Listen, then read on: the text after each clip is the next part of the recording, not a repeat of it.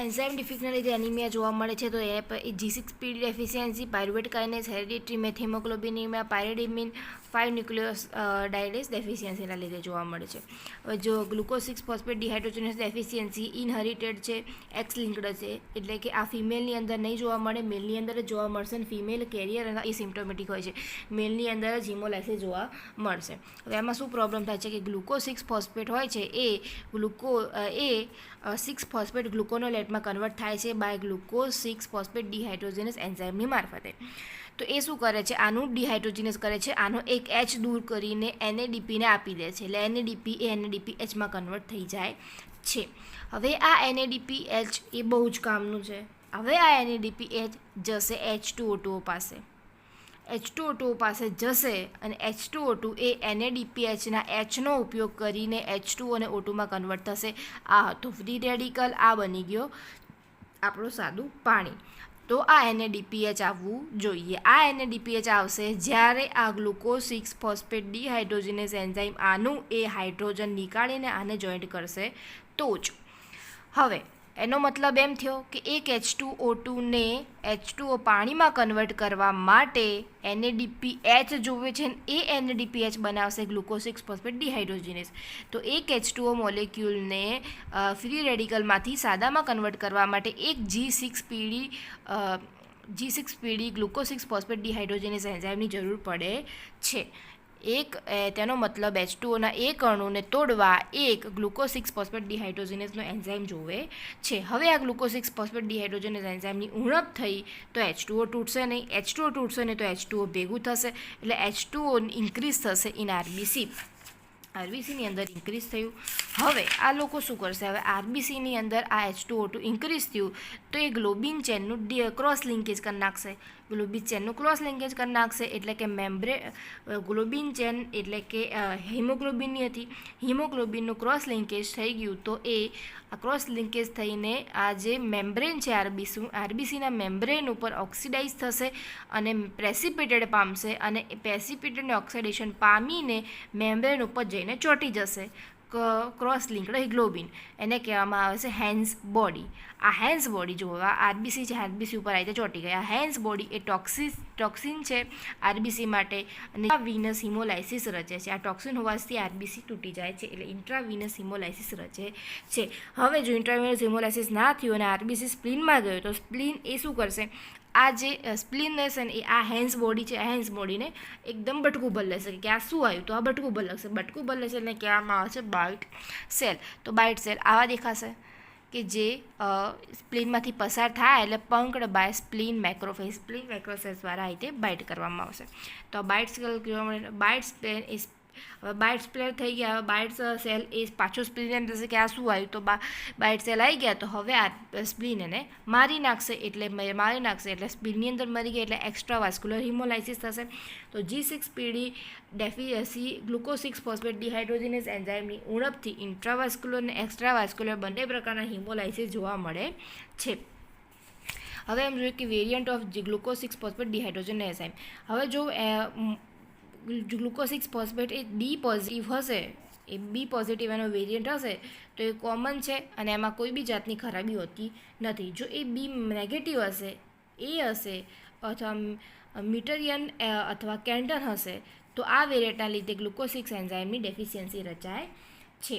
અને જોઈએ આ ગ્લુકોઝ 6 ફોસ્ફેટ એન્ઝાઇમની ડેફિશિયન્સી હશે તો નોર્મલ પીપલની અંદર એ જીવતો હશે ને તો એને ખબર જ નહીં હોય કે મારા શરીરની અંદર ગ્લુકોઝ 6 ફોસ્ફેટની ડેફિશિયન્સી હશે. જ્યાં સુધી એની અંદર ફ્રી રેડિકલનો લોડ વધી ના જાય ત્યાં સુધી એને ખબર નહીં પડે. એટલે કે અમુક જે ફ્રી રેડિકલ કોઝ કરતી અથવા ઓક્સિડેશન વધારે કરતી ડ્રગ આપી દીધી હોય, મેલેરિયલ ડ્રગ છે પ્રિમાક્વિના અને સલ્ફા ડ્રગ આપી દીધી હોય કે જે ઓક્સિડેશન કરીને ફ્રી રેડિકલ વધારે બનાવે, લોડ થશે એટલે H2O2 વધારે બનશે અને વધારે H2O2 બનશે એટલે એને H2O ને પાણીમાં કન્વર્ટ કરવા માટે વધારે માત્રામાં NADPH જોશે કે જે આ વધારે માત્રામાં NADPH જોશે એ આ ગ્લુકોઝ 6 ફોસ્ફેટ ડિહાઇડ્રોજનેસ નહીં આપી શકે. ત્યારે જ એ માણસને ખબર પડશે કે મારા અંદર ગ્લુકોઝ 6 ફોસ્ફેટ ડિહાઇડ્રોજનેસ એન્ઝાઇમની ઉણપ છે. નોર્મલ લોકોમાં નોર્મલ કોઈ બી એવી કન્ડિશન ના આવી તો એને આખી લાઈફ જતી રહેશે, ખબર બી નહીં પડે. હવે પ્રેસિપિટેટસ ફેક્ટર ઓફ હિમોલાઇસિસ, કે હવે આ હિમોલાઇસિસ કેમ થશે, એટલે કેમ થશે તો કે H2O2નું પ્રમાણ વધશે તો જ હિમોલાઇસિસ થશે. ધારો કે ફીવર થયો, કોઈ ઇન્ફેક્શન થયું, ઓક્સિડેટિવ ડ્રગ લીધી, પ્રિમાક્વિનોન, ક્વિનિન, ક્લોરોક્વિનોન, સલ્ફાટોક્સિન, ફ્લોરોક્વિનોન અને ટેપ્સોન, આ કોઈ ઓક્સિડેટિવ ડ્રગ લીધી કે જેના લીધે ફ્રી રેડિકલનું પ્રમાણ વધી ગયું, એને તોડવા માટે NADPH જોશે. એ NADPH glucose 6 phosphate dehydrogenase enzyme નહીં બનાવી શકે ત્યારે હિમોલાઇસિસ થશે. આરબીસીનું કોઈ ફાવા બીન છે, એ ફાવા બીન ખાધા તો બી હિમોલાઇસિસ થશે માણસની અંદર, જો એને ગ્લુકોઝ 6 ફોસ્ફેટ ડિહાઇડ્રોજેનેઝ એન્ઝાઇમની ઉણપ હશે તો એને જો આ ફાવા બીન ખાવાથી હિમોલાઇસિસ થયું તો ફાવા બીનની પ્રોપર્ટી થઈ ફાવિઝમ કરવાની, તો એને કહેવામાં છે ફાવિઝમ, એટલે કે હિમોલાઇસિસ કરવાની પ્રોપર્ટી કે જે ફાવા બીન છે તે કરશે. હવે ડાયગ્નોસિસ શું છે કે આપણે કઈ રીતે ખબર પડશે કે આ માણસને ગ્લુકોઝ 6 ફોસ્ફેટ ડિહાઇડ્રોજેનેઝ એન્ઝાઇમની ઉણપ છે, તો આપણે એને પહેલાં પેરિફેરલ સ્મિયર કરશું અને રેટિક કાઉન્ટ જોશું. હવે આ તો આખા બધા એનિમિયામાં આવ્યું કે પેરિફેરલ સ્મિયર કરો અને રેટિક કાઉન્ટ જુઓ, તો રેટિક હિમોલાઇસિસ થાય છે એટલે રેટિક કાઉન્ટ તો ઓલરેડી ઇન્ક્રીઝ થયેલા જ છે, અને પેરિફેરલ સ્મિયર કરશું તો પેરિફેરલ સ્મિયરમાં અંદર આપણે એના બાઇટ સેલ જોવા મળશે, કારણ કે વાત કરી હતી હેન્સ બોડી બની છે તો સ્પ્લીનના મેક્રોફોઇઝ એને બાઇટ કરેલું છે, બાઇટ સેલ જોવા મળશે. અને બીજું બિસ્ટ્રલ સેલ જોવા મળશે. બિસ્ટ્રલ સેલ એટલે શું કે બાઇટ સેલ થયેલા છે તો એટલો ભાગ તો છે નહીં, તો એટલા ભાગની અંદર કોઈ બી સ્ટેનથી સ્ટેન થશે નહીં, એટલે આપણા ખાલી આ વધેલો ભાગ છે એટલાને અંદરને સ્ટેન જોવા મળશે અને કહેવામાં આવે છે બ્લિસ્ટર સેલ. બાઇટ થયેલા આરબીસીના ભાગ ઉપર સ્ટેન થશે ને તેને કહેવામાં છે બ્લિસ્ટર સેલ. આમ તો બે એક જ થયા, આ સ્ટેન કરેલો છે, આ સ્ટેન કર્યા વગરનો છે. બીજું સ્ક્રીનિંગ ટેસ્ટ કરવામાં આવે છે, ફ્લુરોસન્ટ સ્પોટ્સ ટેસ્ટ કરવામાં આવે છે, ડાયગ્નોસિસ ટેસ્ટ G6PD એન્ઝાઇમનું લેવલ ચેક કરવામાં આવે છે બરાબર છે કે નહીં. Best stain to see Heinz બોડીને જોવા માટે જે આપણે બેસ્ટ સ્ટેન વાપરીએ છીએ તે છે રેટિક સ્ટેન, એટલે કે રેટિક્યુલોસાઇડ સ્ટેન. MCQ છે. બીજું છે હેન્સ બોડી, તો હેન્સ બોડી એટલે શું, તો એક MCQમાં પૂછાય છે હેન્સ બોડી એટલે શું, તો કે oxidised and precipitated haemoglobin on RBC membrane, તેના લીધે બાઇટ સેલ થશે. આ હેન્સ બોડીના લીધે બાઇટ સેલ થશે. Oxidise and precipitation of haemoglobin on RBC membrane, એટલે કે જો આ શું કરશે, H2O2 એ RBCમાં ભેગું થઈ અને ક્રોસ લિંકેજ કરી નાખશે ગ્લોબિન ચેનનું, જેથી ગ્લોબિન ચેનનું ક્રોસ લિંકેજ થઈ જશે એટલે મેમ્બ્રેન બાઉન્ડ પ્રેસિપિટેટ થશે હિમોગ્લોબિન, જેને કહેવામાં છે હેન્સ બોડી.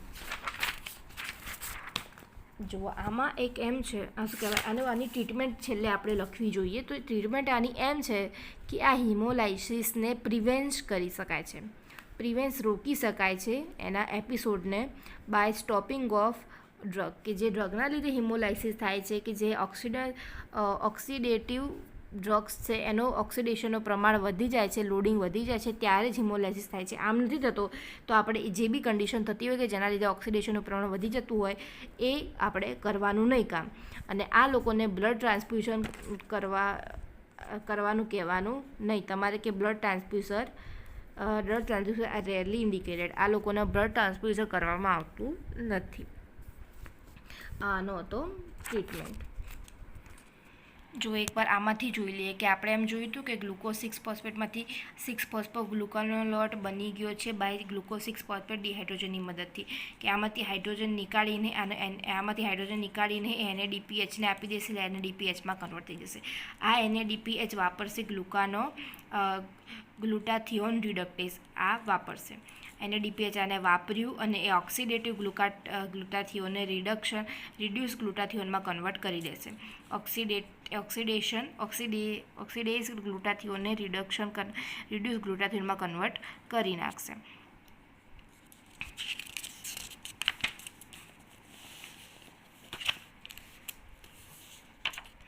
બીજું એમ છે કે આ મેલેરિયાની અંદર પ્રોટેક્ટ કરે છે ગ્લુકોઝ 6 ફોસ્ફેટ ડિહાઇડ્રોજન એન્ઝાઇમની ઉણપ, કારણ કે જો હવે હિમોલાઇસિસ થશે તો મેલેરિયાના પેરાસાઇટે RBCની અંદર પોતાનું જીવન જીવતા હોય તો હવે આરબીસીનું હિમોલાઇસિસ થવા મળશે તો એ જીવશે નહીં, એની અંદર તો મેલેરિયા થશે નહીં. તો હવે કેમ નહોતા આફ્રિકાના લોકોને મેલેરિયા નહોતા થતા? કારણ કે એ લોકોની અંદર ગ્લુકોઝ 6 ફોસ્ફેટ ડિહાઇડ્રોજન એન્ઝાઇમની ઉણપ હતી. એટલે કે રેડ સેલનું લાઈફ સ્પાન ઘટી જશે વિધાઉટ એનિમિયા. તો શું લખ્યું? Individual with A-type G6PD variants had shortened red cell lifespan but without anemia. However, these individuals developed hemolytic episodes on exposure to oxidative stress such as a viral and bacterial infection. જો એ ટાઈપનો variant હશે G6PD નો તો એના RBC life span short થઈ જશે પણ anaemia જોવા મળશે નહીં. However this individual developed haemolytic episodic, પણ તો બી આ માણસ હિમોલાઇટિક એપિસોડ જોવા મળશે જ્યારે તે ઓક્સિડેટિવ સ્ટેટ થશે such as a viral and bacterial infection or a certain drugs. Pathogenesis લીધી એ તો આપણે બહુ મસ્ત કરેલી જ છે.